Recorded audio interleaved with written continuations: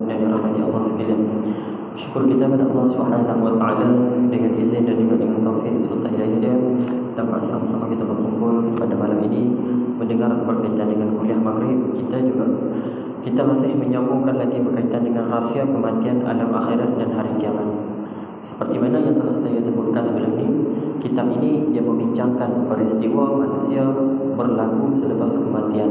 Kalau manusia lagi tak meninggal, maka tidak ada lagi soal jawab bukan nakir, azab kubur, perjalanan barzakh dan juga perjalanan akhirat yang masih lagi jauh lebih panjang daripada kita hidup di dunia. Dalam Al-Quran Allah juga menceritakan berkaitan dengan dimensi masa. Jadi malam ni kita akan masuk sikit berkaitan dengan tajuk kejap tuan-tuan, iaitu berkaitan dengan peristiwa Isra. Saya baca tadi adalah peristiwa Isra dan juga Mi'raj. Tapi dia lebih kepada peristiwa perjalanan Nabi. Kalau kita tengok dalam kitab ni, dia juga membincangkan tajuk yang ini berkaitan dengan sabda Nabi SAW mengenai azab kubur dalam peristiwa Isra. Jadi tajuk ni gerun sikit lah tuan-tuan dengar. Tapi tuan-tuan gerun ke tak gerun ke, tuan-tuan kena dengar juga. Sebab ini yang bakal manusia akan masuk. Ada orang kata, Ustaz jangan cerita pasal mati, kami takut.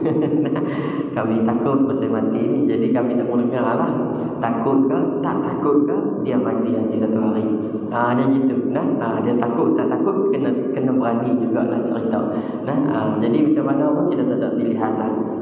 Jadi antara hadis-hadis Nabi yang mana Nabi melihat peristiwa ketika mana Isra.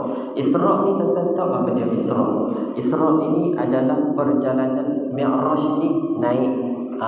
Isra perjalanan, Mi'raj naik. Sebab tu Isra Mi'raj, perjalanan dan dinaikkan. Daripada mana?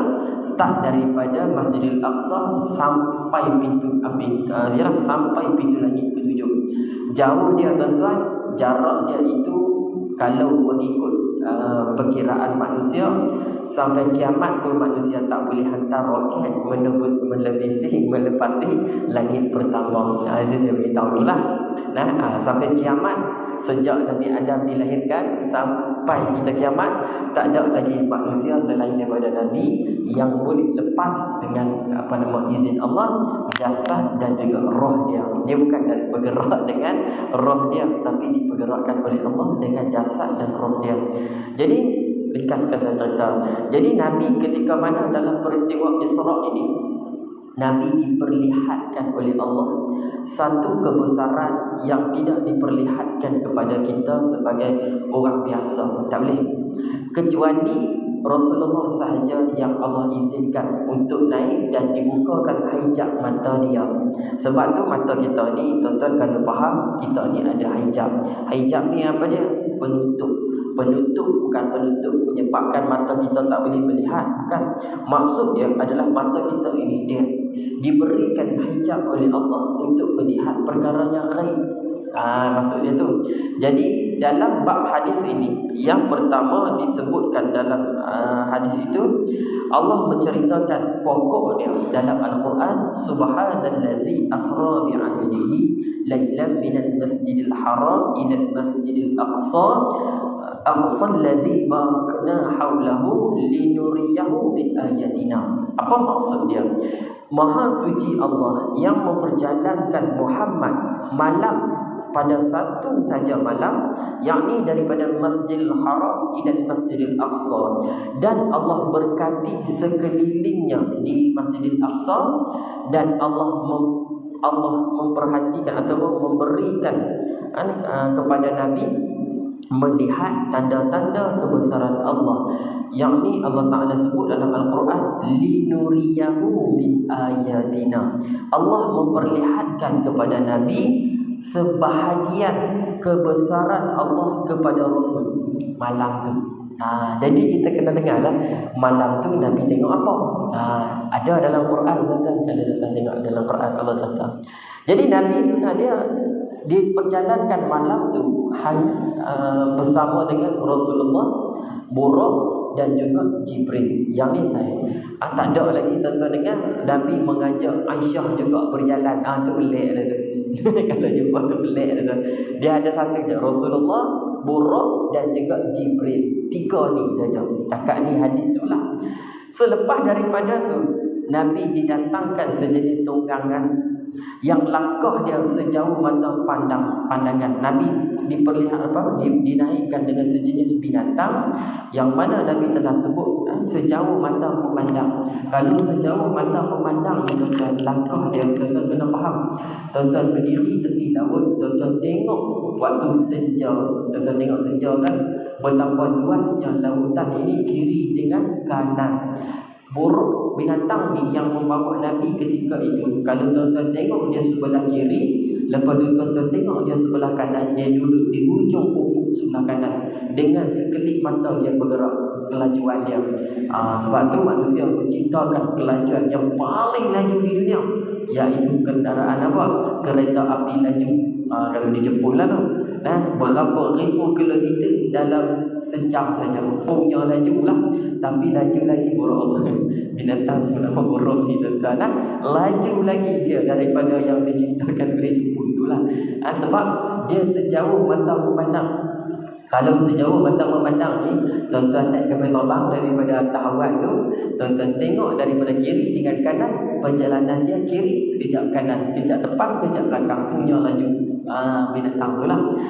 Lalu saya ringkaskanlah, lalu dia pun berjalan dan diberikan oleh Allah Ta'ala, maka Nabi dipernaikkan atau dinaikkan dengan yang bernama binatang itu adalah buruk. Jadi buruk ini diceritakan oleh Rasulullah pun banyak juga antara ciri-ciri dia dan bagaimana rupa dan parah dia.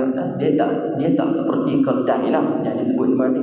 Sebab setengah dia kata macam keldai, tapi dia bukan macam keldai. Dan dia kata cuma pergerakan dia terlalu laju sehingga kan sejauh mata memandang kelajuan dia. Tapi walaupun sejauh mata memandang ni, adakah Nabi sampai rentung? Tuan-tuan, tak terjadi lagu tu. Jadi perjalanan Nabi Isra Mi'raj ni, dia ada 2 dimensi. Pertama, dimensi dunia. Di dunia ni tuan-tuan, dimensi dunia. Nabi diperjalankan ke dimensi barzah. Pindah tu kan? Dia masuk ke barzah dah.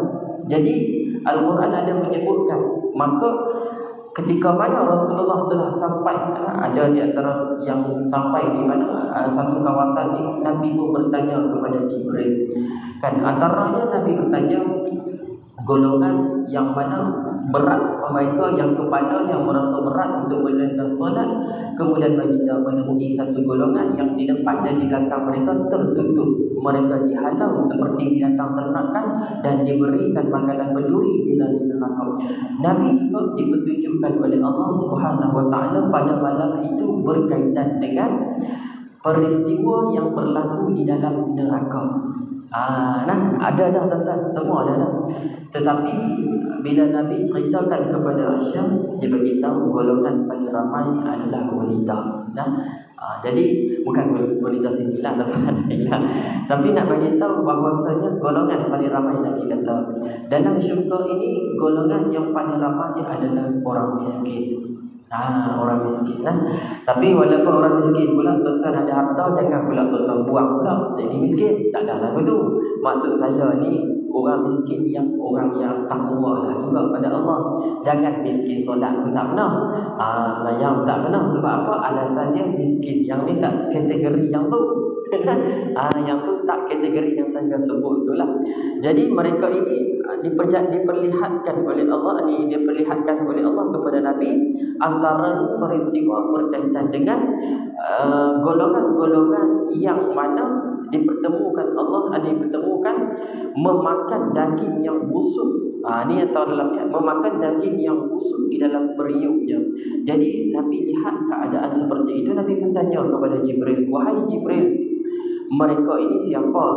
Lalu Rasulullah menjawab, mereka lah lelaki yang suka berzina dengan pelacur sehinggalah pagi, padahal mereka mempunyai isteri yang sah dan baik di rumahnya. Ini keadaannya. Nasib orang yang seperti ini, tuan-tuan. Nasib dia. Lalu baginda melihat lagi sepotong kayu di atas jalan dan segala yang melaluinya akan diterpelantingkan. Apakah ini wahai Jibril? Lalu Rasulullah menceritakan, lalu Jibril membacakan ayat, wala taq'udu bi kulli siratin tu'iduna wa tasudduna 'an sabilillahi man amana bihi wa tabghunaha 'iwaja wazkuru iz kuntum qalilan fakaththarakum wanzuru kaifa kana 'aqibatul mufsidin. Jibril menceritakan, dan jangan kamu duduk di tepi jalan bertujuan untuk menakut-nakutkan dan menghalang orang yang beriman dari jalan Allah, dan menginginkan agar jalan itu menjadi bengkok. Dan ingatlah pada waktu dulunya kamu berjumlah sedikit, lalu Allah memperbanyakkan jumlah kamu.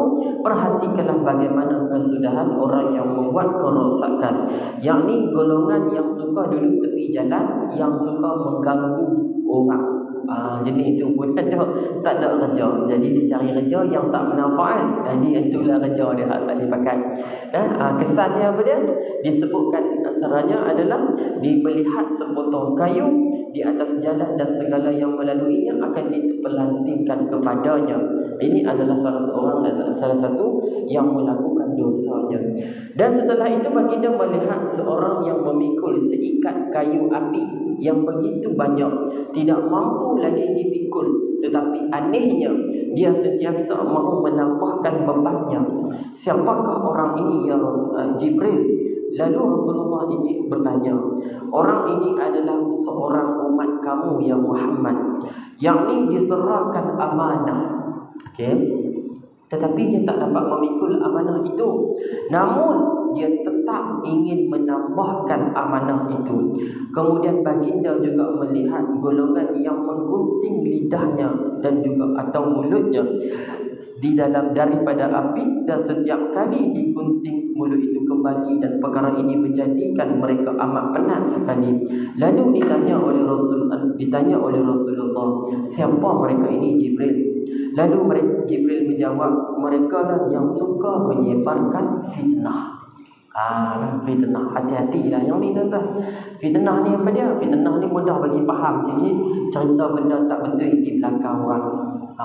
Ramai tak yang buat perkara ini? Jawapannya ramai. Hati-hatilah. Disebutkan juga dalam Al-Quran, wailul likulli humazatin lumazah allazi jama'a malahu wa 'addada. Hati-hati tu. Mencelakalah Allah Taala Al-Quran, wailul likulli humazatin lumazah.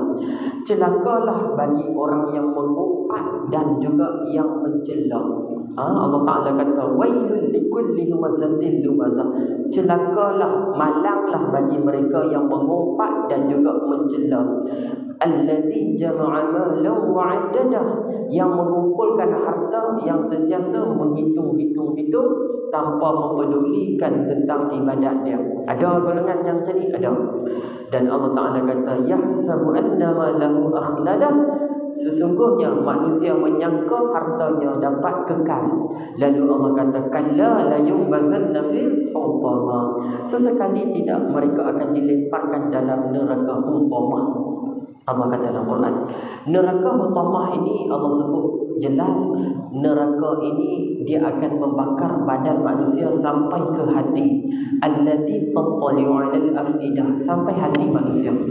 Lalu disebutkan innaha 'alaihim muqsadah, dan dengan api itu akan menutup semua badan tubuh dia, kiri kanan atas belakang. Api itulah.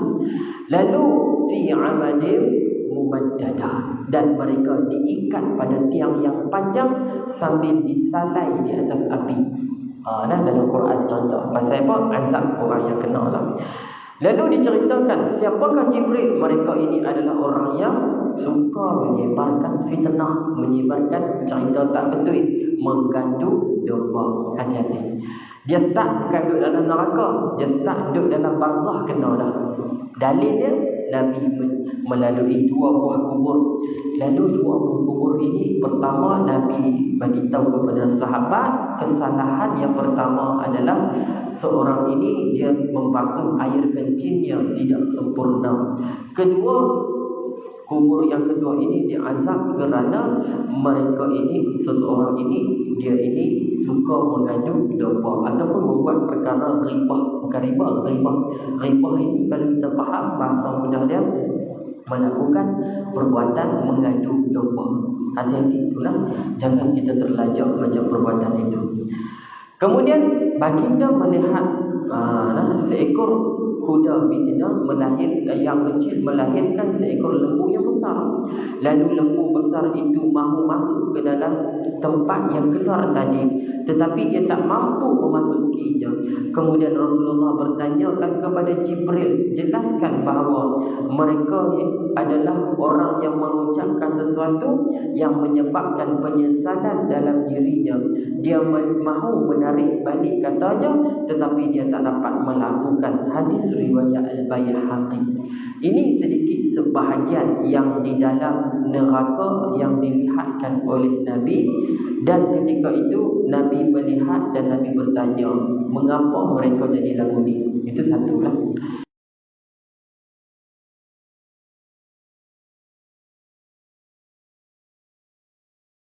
Sama Jibril naik ke langit dunia. Di sana aku melihat barisan para malaikat bertugas menjaga pintu langit. Dan di depan mereka ada 70,000 yang memiliki anak sebuah 100,000 malaikat. Dan kemudian baginda membacakan ayat ini. Wa ma ja'alna ashaban nari illa malaikah wa ma ja'alna 'iddatahum illa fitnatan lil ladzina kafaru liyastaqina alladzina utul kitab wa yazdada alladzina amanu imanan wa la yartabal alladzina utul kitab. Dan kami jadikan penjaga neraka itu hanya daripada kalangan malaikat, dan kami menentukan bilangan mereka sebagai cubaan bagi orang kafir, agar orang yang diberi kitab ini yakin, agar orang yang beriman bertambahlah iman dia. Dan orang yang diberikan kitab dan orang mukmin tidak akan ragu-ragu yang dalam hatinya ada penyakit, yakni orang kafir berkata, apakah yang dikehendaki oleh Allah dengan bilangan ini? Satu perumpamaannya. Mana dia orang kafir ni tuan-tuan, mereka ketika Nabi menceritakan tentang akhirat, mereka menganggap penjaga neraka ini bilangannya sedikit dan tak mencukupi untuk melawan dengan tim Abu Jahal. Tim Abu Jahal ketika itu mencabar kepada Nabi, kamu tahu tak kan yang Nabi cerita tentang penjaga neraka ini? Lalu Nabi kabarkan berapakah bilangannya. Lalu Abu Jahal mengatakan, bilangan kita lebih ramai daripada malaikat itu, jadi kita lebih kuat daripada mereka. Ini adalah ucapan Abu Jahal. Dan Abu Jahal ni tuan-tuan, macam mana tahu tak dia meninggal macam mana? Abu Jahal ni sebelum dia meninggal, dia ada 3 orang, Syaibah bin Rabi'ah, Uqbah bin Rabi'ah, satu lagi satu lagi Abu Jahal. 3 orang ni, 3 orang ini ketika mana Rasulullah sedang solat di depan Kaabah, dia melihat Rasulullah solat, dan ketika itu Abu Jahal cuba merancang sesuatu yang nak dibuat kepada Nabi ketika sedang solat. Tuan-tuan tahu apa dia rancang? Dia pun merancang untuk meletakkan perut unta di atas badan ataupun di belakang Nabi ketika Nabi sedang sujud. Lalu apabila Rasulullah sedang sujud ni tuan-tuan, selepas itu mereka, salah seorang yang bukan Abu Jahal, salah seorang daripada mereka mengambil perut unta tersebut, lalu diletakkan di belakang Nabi ketika itu. Lalu Rasulullah ni tuan-tuan sujud punya dah lama, dan akhirnya Fatimah yang membuat perut unta tersebut. Selepas itu tuan-tuan tahu apa jadi?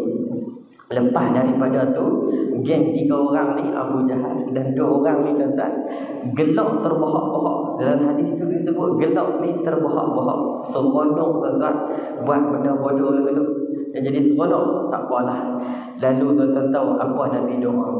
Nabi doa, Nabi angkat tangan, ya Allah, hancurkanlah kaum Quraisy ini, dan Nabi sebutkan nama Abu Jahal. Lagi 2 orang tu Nabi sebut satu. Bila mereka dengar Nabi doa macam tu, gerun hati mereka ni tuan-tuan, gerun. Tetapi selepas Nabi doa macam tu, bukanlah on the spot mati, tak mati lagi, belum. Tetapi mereka mati dalam perang Badar. Semua yang nama Nabi sebut ni tuan-tuan, geng-geng tu hak Nabi sebut satu tu, semua tu mati dalam perang Badar. Dan confirm mati. Jadi dibuang dalam sumur. Sumur ni kalau tuan-tuan faham, dia apa nama tu, telaga.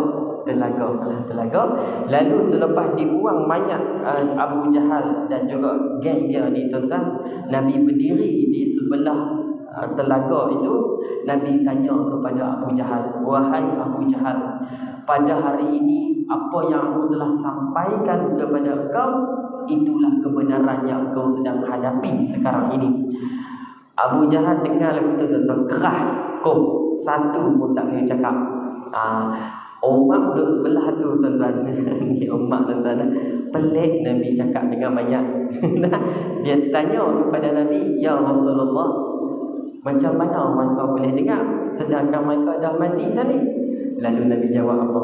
Telinga mereka ini sebenarnya lebih tajam daripada orang yang hidup di dunia. Mereka tak peka tuan-tuan. Cuma Allah tak izinkan mereka boleh hidup semula kali kedua. Yang tu saja tak izinkan.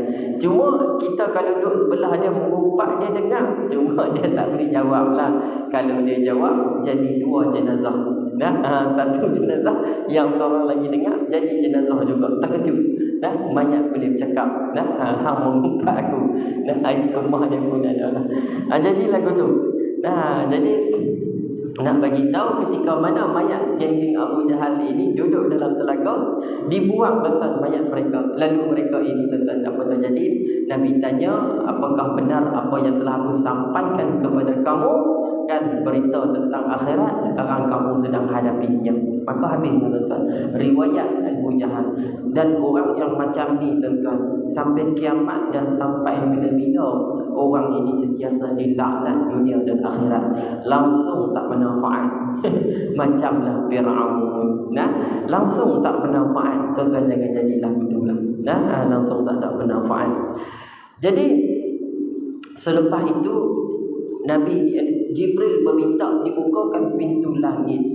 Sampai di pintu langit ni tuan-tuan, maka bertemu yang pertama Nabi Adam alaihissalam. Lalu selepas itu Nabi Adam ini tuan-tuan, orang yang baik, jiwa yang baik, tempatkan dia di Illiyin. Lantas beliau melihat anak cucu yang kafir. Lalu wahai roh yang jahat, tempatkanlah dia di Sijjin. Tuan-tuan tahu tak? Kitab yang mencatat amalan roh orang yang baik nama dia Illiyin. Kitab yang mencatat roh orang yang berdosa, yang penuh dengan maksiat, kitab itu nama dia Sijjin. Kalla inna kitabal abrar lafi sijjin wa ma adraka ma sijjin. Dalam surah apa tu?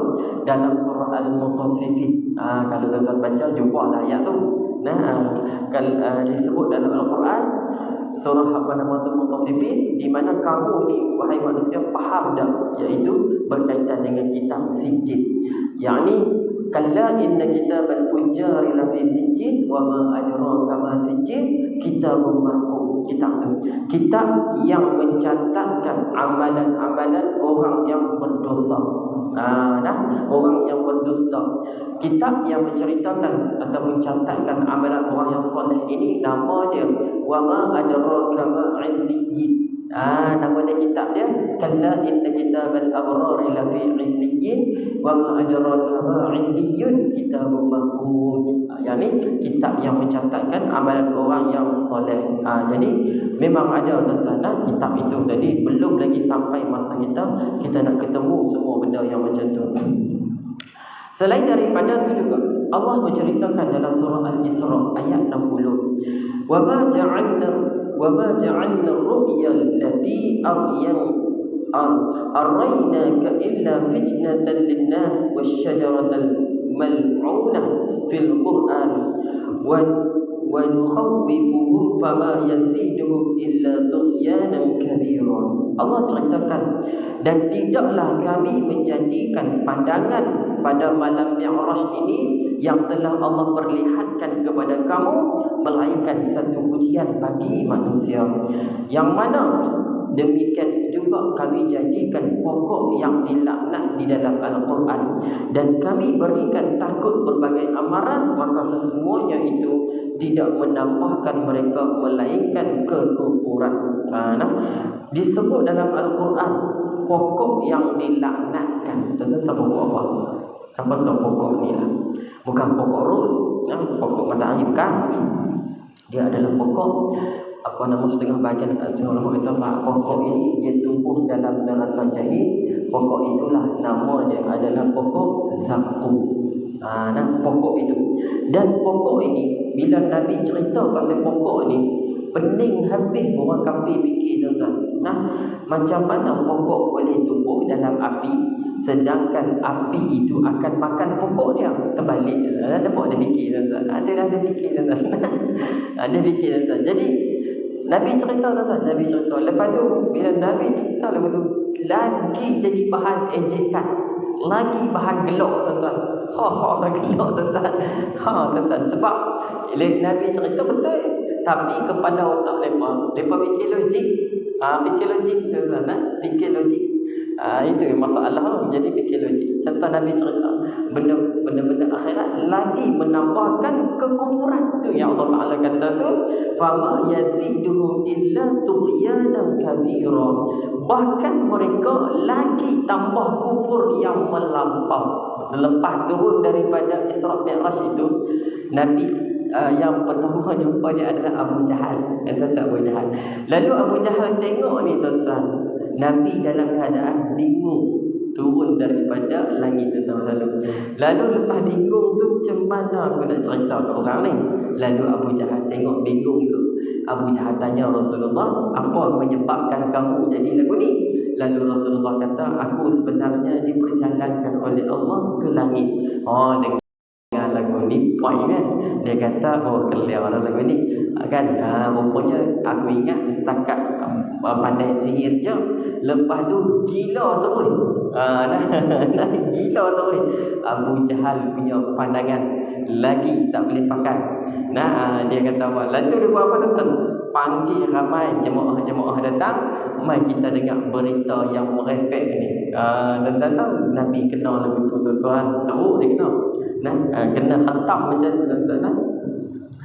Jadi keadaan mereka yang mana telah disebut dalam Al-Quran, antaranya yang mana peristiwa Isra Mi'raj itu Nabi melihat banyak penderitaan azab yang dihadapi oleh umat akhir zaman yang sedang diazab dalam neraka, dan juga ada sebahagian kata belum lagi diazab, dan ada setengah Nabi melihat ketika mana di syurga, yang mana disebutkan dalam surah An-Najmi. Kalau kita jumpa surah An-Najmi ini, jumpalah.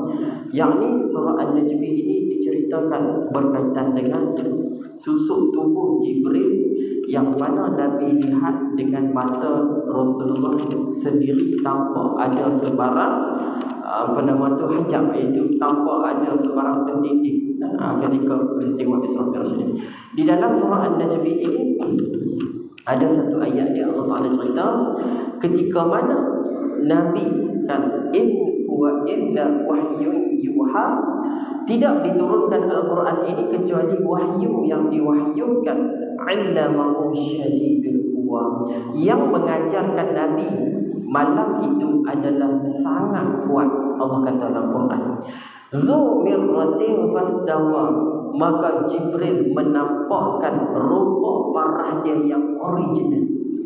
Dia Jibril ni, tuan-tuan. Ada contoh Jibril, contoh bila dia dah tuan-tuan dengar pasal Jibril, dia kena cerita makhluk ni, tuan-tuan. Tak boleh kena cerita juga. Rasulullah kali pertama melihat Jibril ketika mana peristiwa yang mendapat wahyu pertama.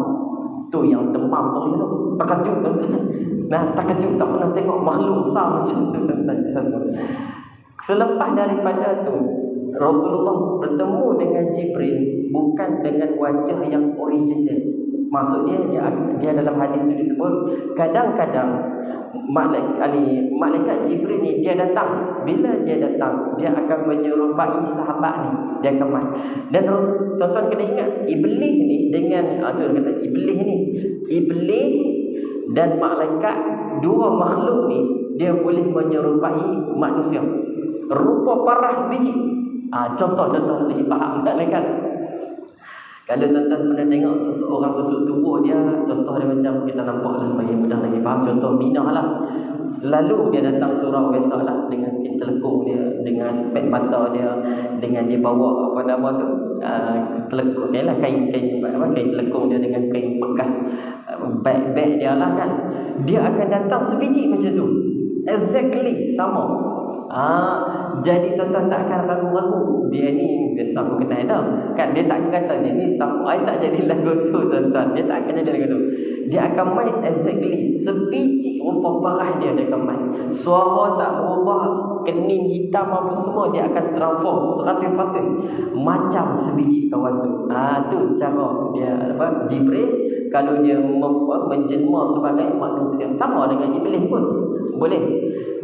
Peristiwa iblis ni dia menjelma sebagai manusia ketika mana geng-geng Abu Jahal ni 11 orang mereka kumpul dalam satu tempat yang bernama Darul Nadwah, yang saya pernah cerita lah. Darul Nadwah ni adalah tempat mesyuarat untuk berbincang bagaimana nak buat menghalang daripada dakwah Nabi. Malam tu lah. Jadi bincang-bincang main, seorang masuk. Seorang itu dia kenal, nama dia adalah An-Najd, N-A-J-D, nama dia lah. Okay, jadi dikenal nama dia. Jadi dia pun masuk lelaki tua ni. Bila dia masuk sahaja, dia tak bagi cadangan, tapi dia bagi apa nama tu, pembangkang. Ni pencadang, ni pembangkang. Jadi geng Abu Jahal ni cadang yang pertama, apa kata kalau kita buang Nabi daripada daerah Mekah ni, buang terus sana. Kita tangkap Nabi, buang terus daerah. Jadi pembangkang ni kata apa? Kalau kau buang Muhammad keluar daripada daerah, sebar lagi lah Islam seluas-luasnya pula dah. Okey, yang kedua pula cadangan. Cadangan yang kedua ni pula apa dia? Apa kata kalau kita tangkap Nabi dan penjarakan oleh Rasulullah. Jadi iblis ni bagi cadangan, itu cadangan yang tak boleh juga pakai. Sebab apa?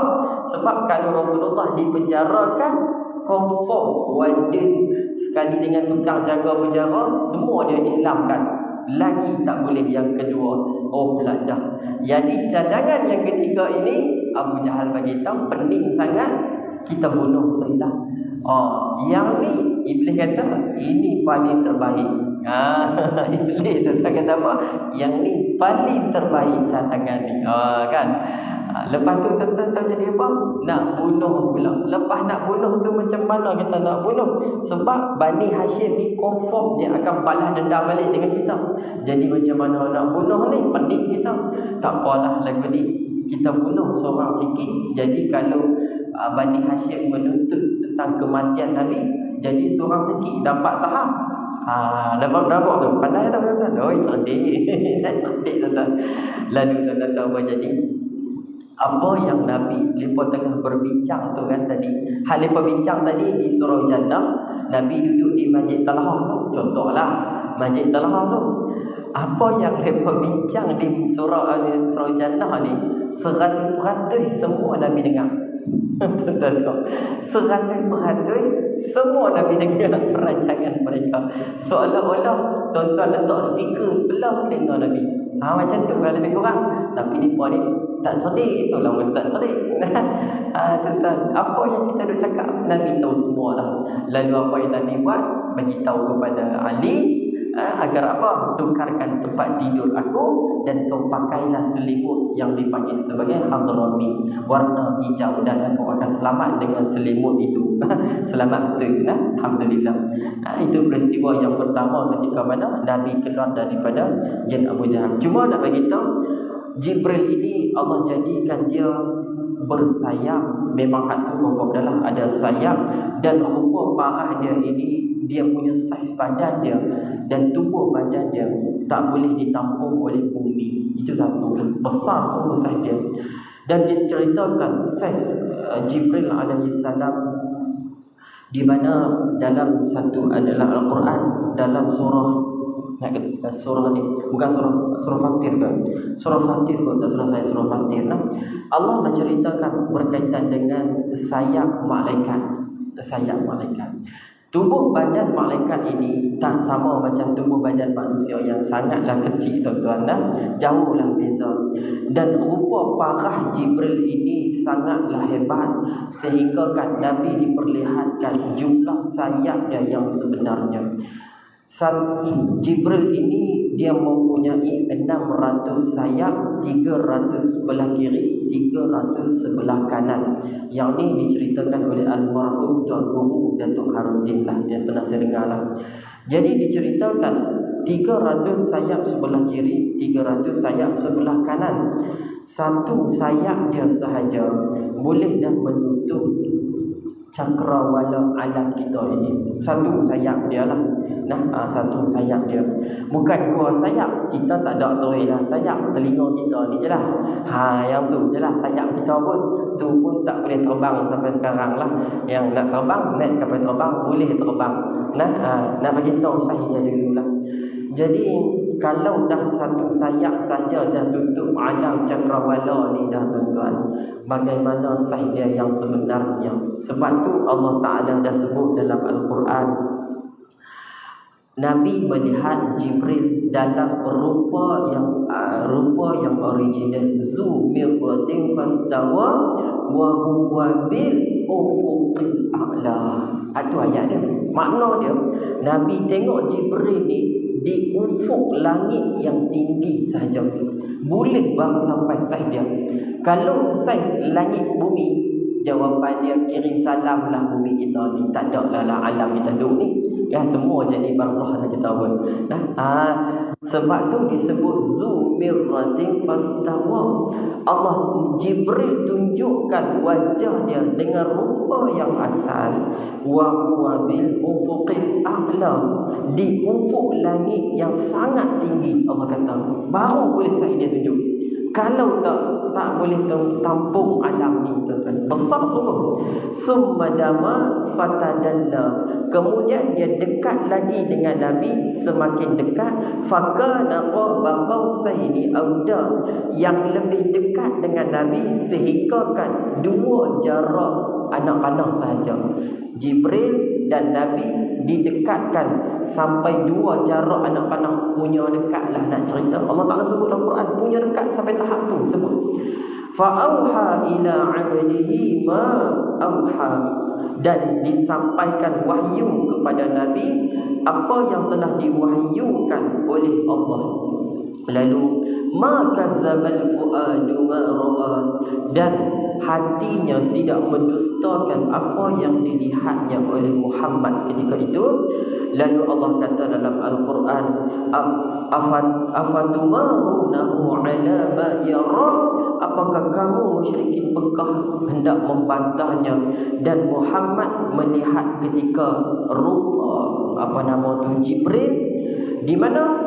Lalu satu tempat lagi disebut inda sidratul muntaha, indaha jannatul ma'wa. Itu paling tempat yang paling tertinggi, paling atas sekali. Nombor 7 disebut dalam kitab ini. Yang ni Nabi melihat Jibril waktu itu di sidratul muntaha, dan yang telah dikunjungi oleh Nabi ketika Mi'raj. Nak lepas 7 langit tu, tuan-tuan, syarat dia, tuan-tuan kena meninggal dengan takwa. Roh tu tarik, roh tu orang beriman, orang yang soleh, orang yang Allah redha, lepaslah lagi. Kalau duduk di dunia, roh ini tak beriman, maksudnya roh orang yang kafir, maka seolah-olah roh ini disambar oleh burung dan ditiuplah angin sejauh-jauhnya. Hati-hati, tuan-tuan. Sebab tu kita cerita betul-betul dalam Quran cerita dah, tapi tak ramai manusia yang mengambil pengajaran. Dan Nabi melihat Jibril itu, Allah kata dalam Al-Quran, iz yaghsha sidrata ma yaghsha ma zaghal basaru wa ma tagha. Yang mana Nabi lihat dekat dengan Sidratul Muntaha ni ada syurga, nama dia Jannatul Ma'wa. Nabi tengok syurga, tuan-tuan. Ni ada dalam Al-Quran. Selepas itu, iz yaghsha sidrata ma yaghsha, dan Muhammad melihat Jibril ketika Sidratul Muntaha ini diliputi oleh makhluk ghaib yang tidak terhingga banyaknya bilangannya. Makhluk itu, tuan-tuan, tak boleh nak senaraikan. Punya pelik-pelik Nabi lihat.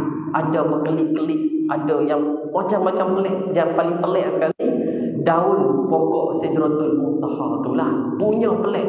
Dia Nabi kata dia seperti mana telinga gajah, pokok tu, daun itulah. Dan bilangan dia sejumlah makhluk yang Allah ciptakan. Banyak mana tak tahu lah, wallahu alam. Makhluk yang banyak diciptakan tak kira lah.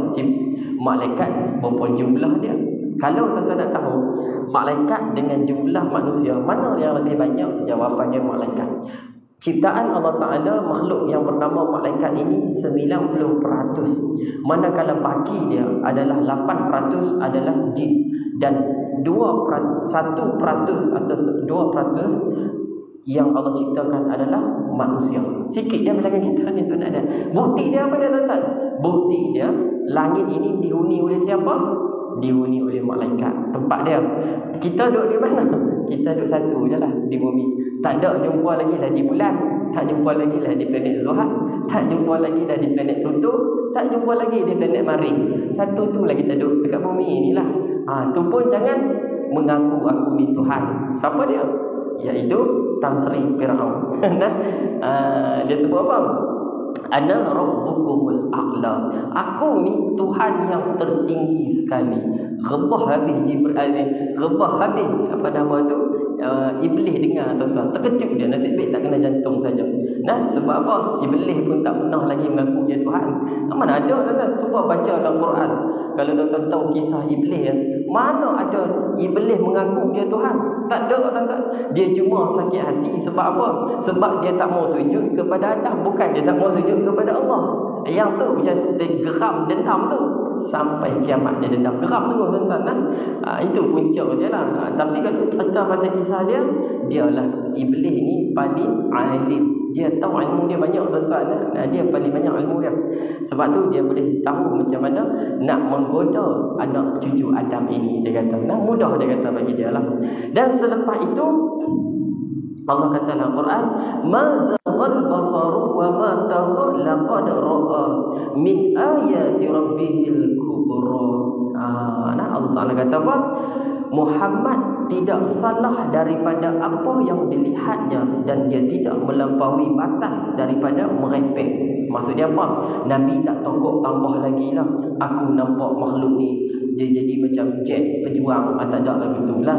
Dia cerita benda apa yang dia lihat sahaja, diperlihatkan malam tu. Sebab tu dia kata dalam Quran, Nabi melihat makhluk-makhluk yang ghaib, yang mana tidak terhingga punya banyaknya bilangan ketika waktu di Sidratul Muntaha. Jadi nak sampai itu Rasulullah dah sampai. Yang mana tempoh kalau kita nak sampai itu, syarat dia adalah mati dulu. Syarat dia itulah. Kedua, syarat dia orang yang soleh dan taqwa sahaja, yang lepas langit pertama sampai langit ketujuh. Selepas itu, kalau sekiranya roh dia ni orang kafir, orang yang maksiat, maka dia tak akan lepas langit pertama sampai unta masuk di dalam lubang jarum. Ini dalam Quran beritahu lah. Okey, jadi insya-Allah nanti kita akan sambung lagi berkaitan dengan kegembiraan orang mukmin di dalam kubur dia. Tajuk ni pun boleh tahan juga. Dia punya apakah yang diberikan nikmat oleh Allah di dalam barzakh seseorang mukmin dan juga orang yang bertakwa. A'udzubillahi minasyaitonir rajim. Bismillahirrahmanirrahim. Subhanakallahumma wa bihamdika nashhadu an la ilaha illa anta nastaghfiruka wa natubu ilaik. Wal 'asri innal insana lafi khusr illa allazina amanu wa 'amilus solihati wa tawassaw bil haqq wa tawassaw bis sabr. Allahumma arhamna bil Qur'an waj'alhu lana imaman wa nuran wa hudan wa rahmah. Allahumma ذكرنا منه ما نسينا وعلمنا منه ما جهلنا وارزقنا تلاوته آناء الليل وأطراف النهار واجعله لنا حجة يا رب العالمين. وصلى الله على سيدنا محمد وعلى آله وصحبه وسلم. الحمد لله رب العالمين. تقبل الله منكم.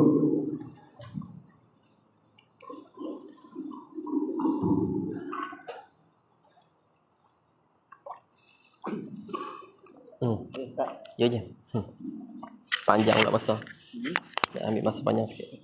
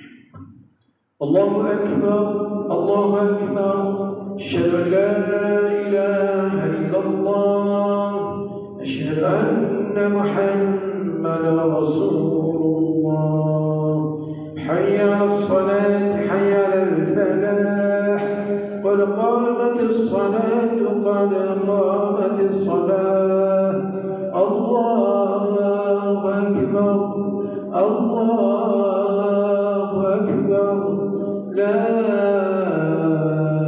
إله إلا الله.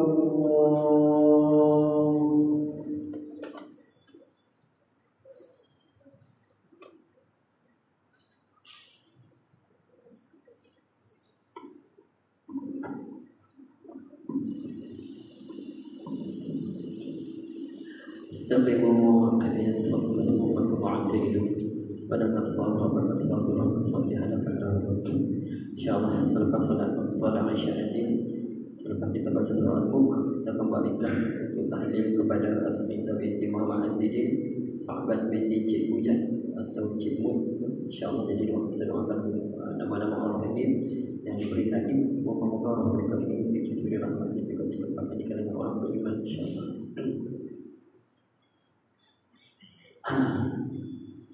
أعوذ بالله من الشيطان الرجيم بسم الله الرحمن الرحيم الله أكبر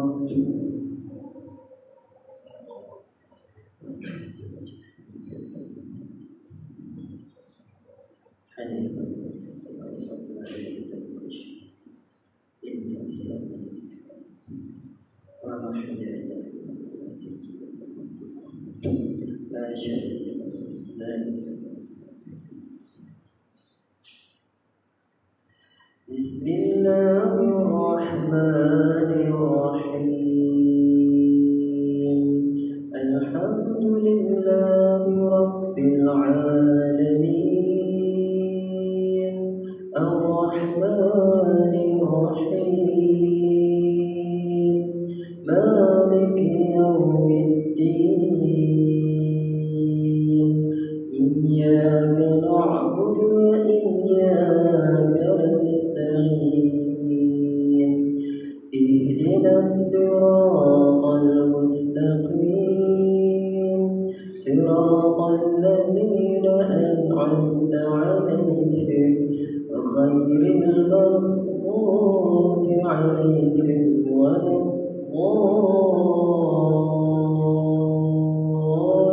الضالين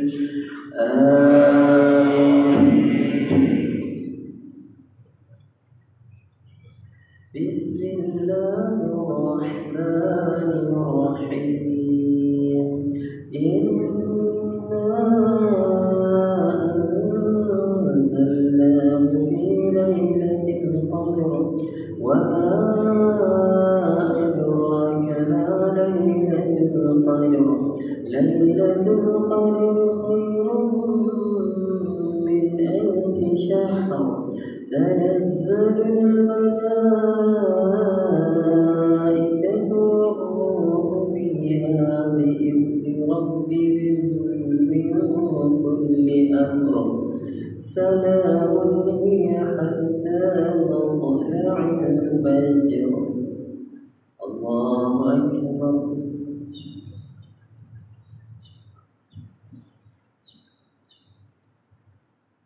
سمع الله لمن حمده الله أكبر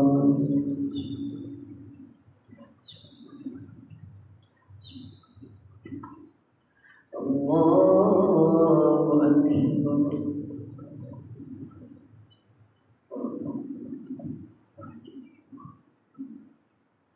الله أكبر الله أكبر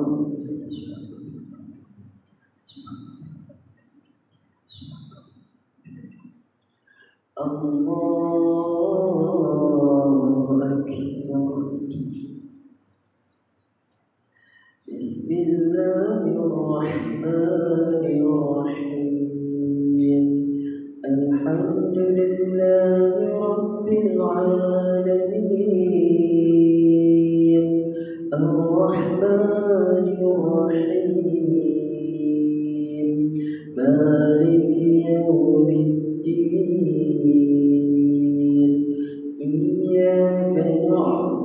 وإياك نستعين اهدنا الصراط المستقيم صراط الذين أنعمت عليهم غير المغضوب عليهم ولا الضالين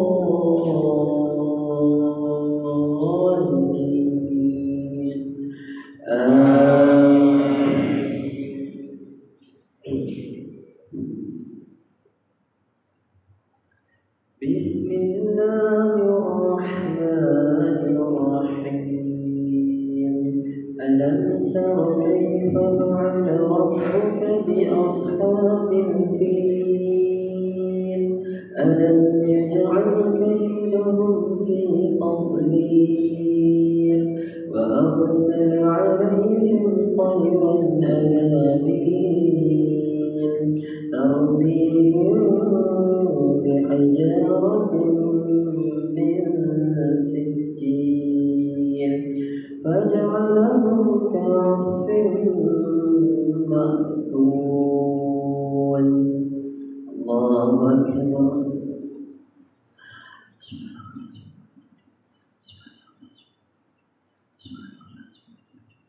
سمع الله لمن حمده ربنا الله أكبر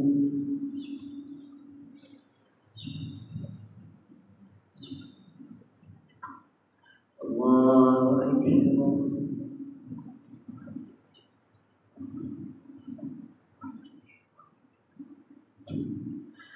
الله أكبر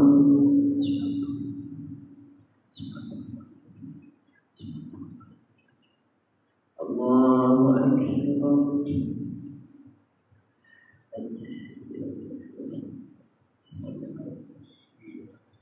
السلام عليكم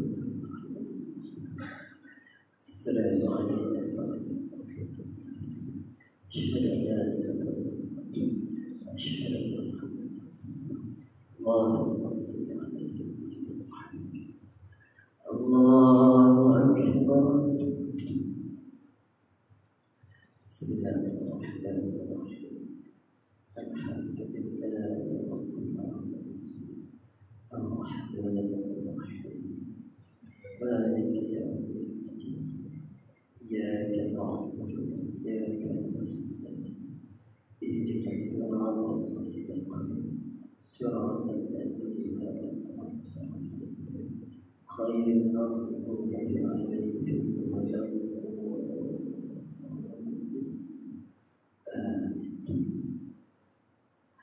الله أكبر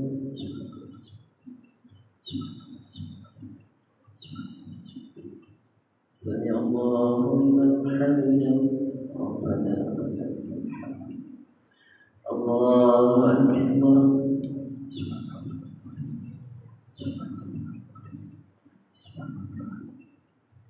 الله أكبر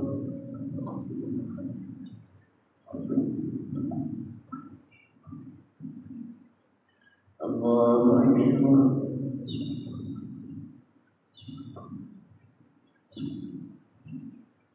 الله أكبر بسم الله الرحمن الرحيم الحمد لله رب العالمين الرحمن الرحيم إياك نعبد وإياك نستعين اهدنا الصراط المستقيم صراط الذين أنعمت عليهم غير المغضوب عليهم ولا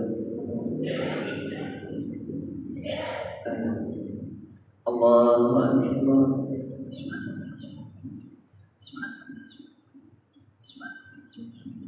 سمع الله لمن حمده ربنا الله أكبر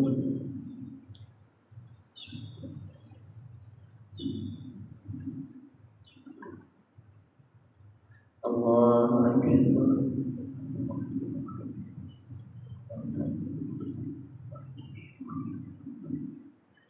الله أكبر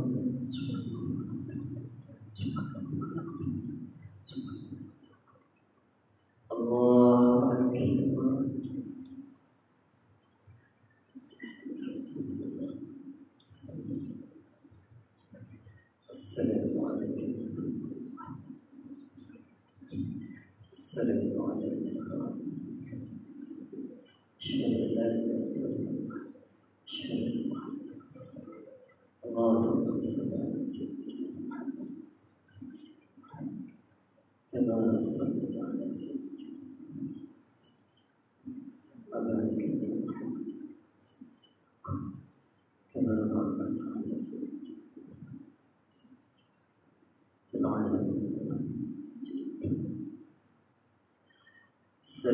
عليكم ورحمة الله. السلام عليكم ورحمة الله. أستغفر الله العظيم. أستغفر الله العظيم. أستغفر الله العظيم.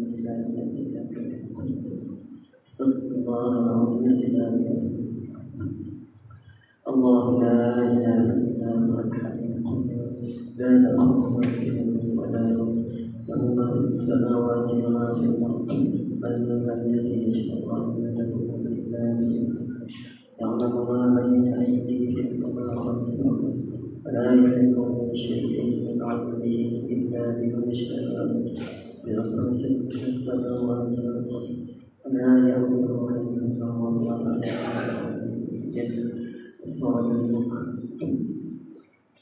أعوذ بالله من الشيطان الرجيم. بسم الله الرحمن الرحيم.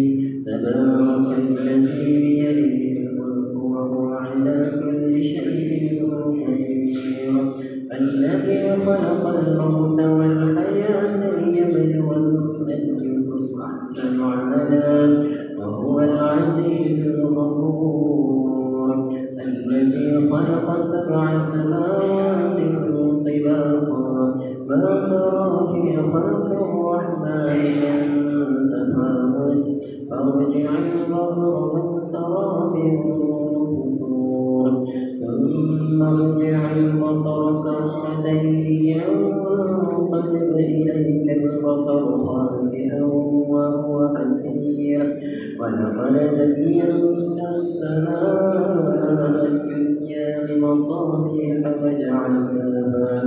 وجعلناها رجوما للشياطين وأعتدنا لهم عذاب السعير.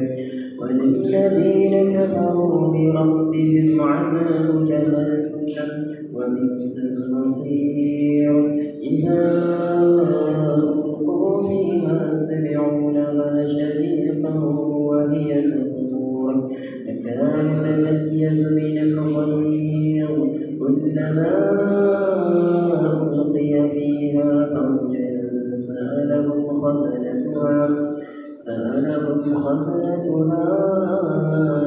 ألم يأتكم نذير قالوا بلى قد جاءنا نذير فكذبنا وقلنا ما نزل الله من شيء إن أنتم إلا في ضلال كبير. وقالوا لو كنا نسمع أو نعقل ما كنا في أصحاب السعير. فاعترفوا بذنبهم فسوقا لأصحاب السعير. إن الذين يخشون ربهم بالغيب لهم مغفرة وأجر كبير. وأسروا قولكم أو اجهروا به إنه عليم بذات الصدور. ألا يعلم من خلق وهو اللطيف الخبير. هو الذي جعل لكم الأرض ذلولا فامشوا في مناكبها وكلوا من رزقه وإليه النشور.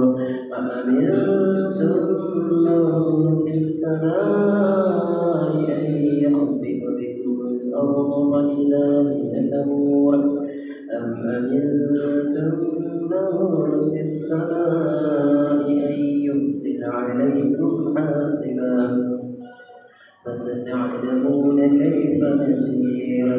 ولقد كذب الذين من قبلهم كيف كان نذير أولم يروا إلى الطير فوقهم صافات ويقبض ما يمسكهن إلا الرحمن إنه بكل شيء بصير أمن هذا الذي هو جند لكم ينصركم من دون الرحمن إن الكافرون إلا في غرور أمن هذا الذي يرزقكم إن أمسك رزقا بل لجوا في عتو ونفور أفمن يمشي مكبا على وجهه أهدى أمن يمشي سويا على صراط مستقيم قل هو الذي أنشأكم وجعل لكم السمع والأبصار والأفئدة قليلا ما تشكرون قل هو الذي ذرأكم في الأرض وإليه تحشرون ويقولون متى هذا الوعد إن كنتم صادقين قل إنما العلم عند الله وإنما أنا نذير مبين فلما رأوا زلفة سيئت وجوه الذين كفروا وقيل هذا الذي كنتم به تدعون قل أرأيتم إن أهلكني الله ومن معي أو رحمنا فمن يجير الكافرين من عذاب أليم قل هو الرحمن آمنا به وعليه توكلنا فستعلمون من هو في ضلال مبين قل أرأيتم إن أصبح ماؤكم غورا فمن يأتيكم بماء معين صدق الله العظيم أفضل الذكر فاعلم أنه لا إله إلا الله لا إله إلا الله لا إله إلا الله لا إله إلا الله لا إله إلا الله لا إله إلا الله لا إله إلا الله لا إله إلا الله لا إله إلا الله لا إله إلا الله لا إله إلا الله لا إله إلا الله لا إله إلا الله لا إله إلا الله لا إله إلا الله لا إله إلا الله إله إلا الله لا إله إلا الله لا إله إلا الله لا إله إلا الله لا إله إلا الله لا إله إلا الله لا